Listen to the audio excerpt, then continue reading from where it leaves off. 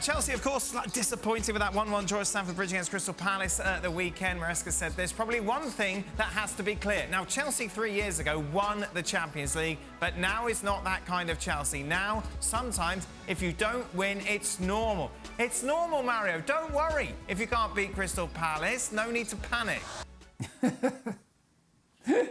No, I don't want to say we have to panic, because I feel that definitely, you know, what he's showing is that there is, he's trying to create stability in the team. But a Crystal Palace coming to you, you have to, you know, that the objective we have to win, you know, and not like it's normal. No, the normality, he makes it, maybe he takes the fuse off and makes people understand, like, hey, we need more time to build to where we are. One of the key things that I saw in the game, you know, regardless it was 1-1, he is one of the coaches that I understand for seeing him in a short period now, is that he wants to finish games off. And sometimes when I watch Chelsea, I remember last season we talked about it, I think take away the end, because the end people will go like, yeah, towards the end Chelsea was in a good run.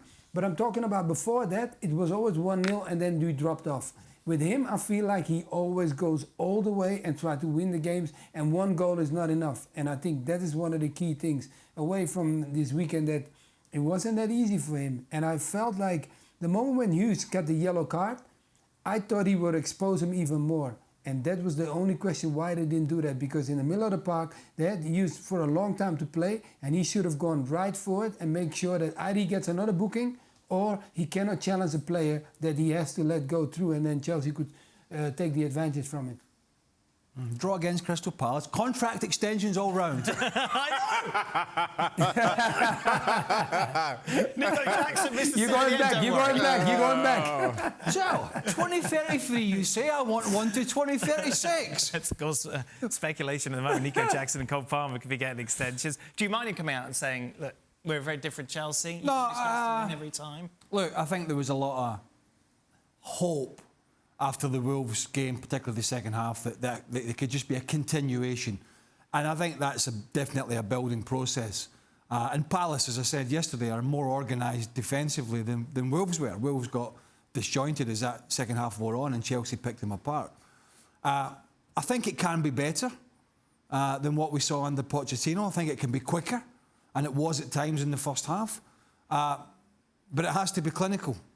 So I don't really mind, because I think at the moment that's the truth. The truth of the matter is he's piecing together something that's been shambolically put together, and he's the next manager that's trying to piece it all together in the right way, and he'll do it slightly differently to the previous one. And maybe that will be successful, maybe it won't. But I think he's just, I don't know, I think he's just been honest in a sense. But ultimately what he says will make no difference. It's like Ten Hag. Right. And it's like any manager. He can come out and we can laugh at them, we can agree with them, we can criticise them, but it will all boil down to one thing, and it's the same for him. If they play in the manner in which they did at Wolves, they will be in a decent position. But if they're lacklustre, like they have been many times, he's going to be the next manager that's going to fall on his sword. It's as simple as that. The latest is that he's agreed to join Galatasaray on loan for the season, which is quite incredible when you think of the club that he'd been linked with before, not just this summer, but last summer as well, for around 100 million, 130 million euros. Now it's a loan. It's a free loan as well. There's not even a loan fee that Galatasaray are paying.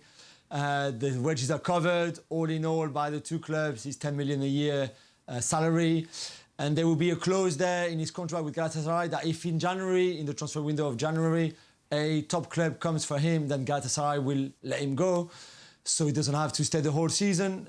It's just, I find that remarkable. He had to extend his deal at Napoli until 2027 to be able to go on loan to Turkey, to Galatasaray, to play with Michy Batshuayi, for example.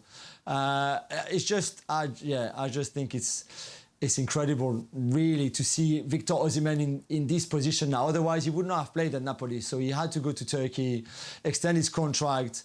His release clause is now 75 million euros instead of 130 million euros, and that's far more reachable even if you're a big club in Europe. But I'm just not sure how much this moved the needle, because what if he doesn't have a good season in Turkey for Galatasaray?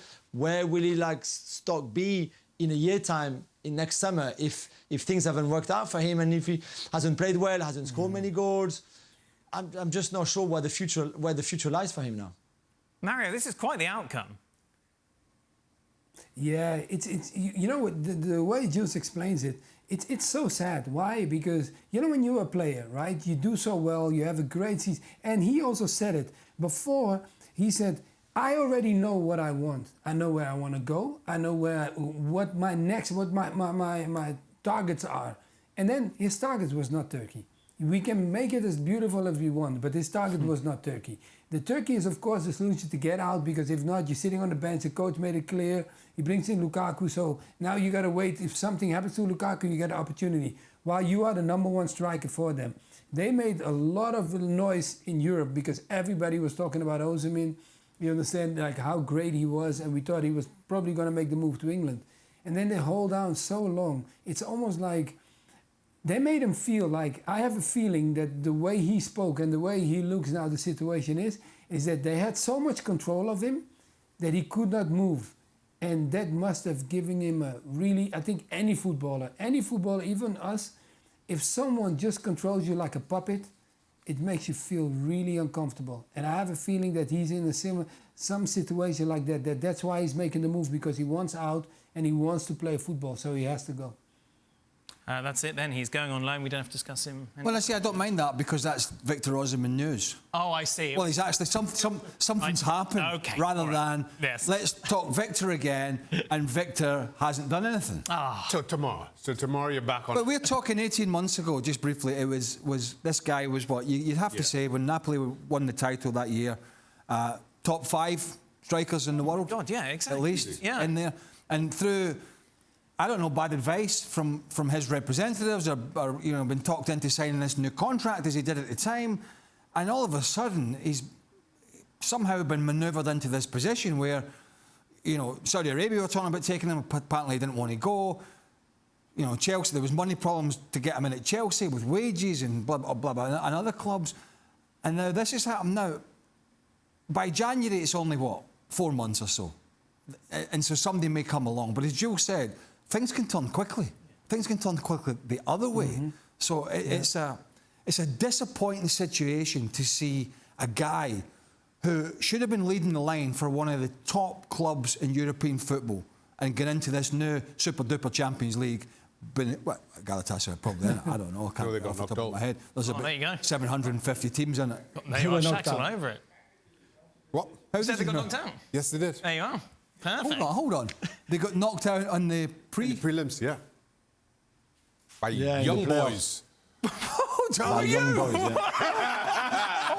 Hold on. Is this kosher? Is this real? They're carrying on the conversation. There we go. No, that's it.